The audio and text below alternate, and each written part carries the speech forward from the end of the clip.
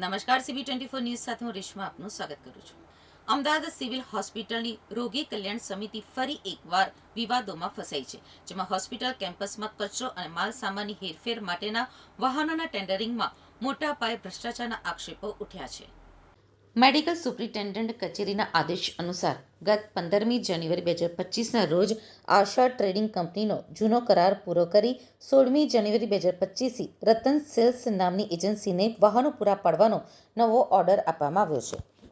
જોકે આ નવા ઓર્ડર સામે ગંભીર સવાલો ઊભા થયા છે, કારણ કે આ એજન્સીને કોઈપણ જાહેર ખબર કે પેપરમાં એડવર્ટાઇઝ આપ્યા વગર સીધું જ કામ સોંપી દેવામાં આવ્યું હોવાનો દાવો કરાયો છે. નવા કરાર મુજબ રતન સેલ્સને 12 કલાકની કામગીરી માટે માનસિક ₹75,000 પ્લસ GST ચૂકવવાનું નક્કી થયું છે, જ્યારે જૂના ટેન્ડરમાં 24 કલાકની સેવા માટે માત્ર ₹11,000 જેવો નજીવો ભાવ હોવાનું ચર્ચાઈ રહ્યું છે.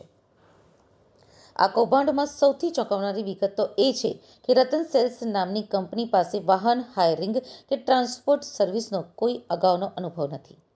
આ કંપની મૂળભૂત રીતે ટોયલેટ રોલ, નેપકિન અને હોશિયારી જેવી વસ્તુઓના વેચાણ સાથે સંકળાયેલી છે.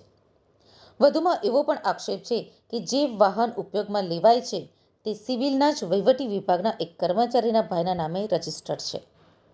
તો કંપનીના બિલમાં દર્શાવેલું અમદાવાદનું સરનામું પણ શંકા કરાવે તેવું છે, કારણ કે તેનું સત્તાવાર GST રજીસ્ટ્રેશન પુણે, મહારાષ્ટ્રનું હોવાનું સામે આવ્યું છે. આ સમગ્ર મામલે ભ્રષ્ટાચાર હોવાની શક્યતા જણાતા હવે આ બાબતની લેખિત રજૂઆત આરોગ્ય મંત્રી સુધી પહોંચાડવા માટે તજવીજ હાથ ધરવામાં આવી છે.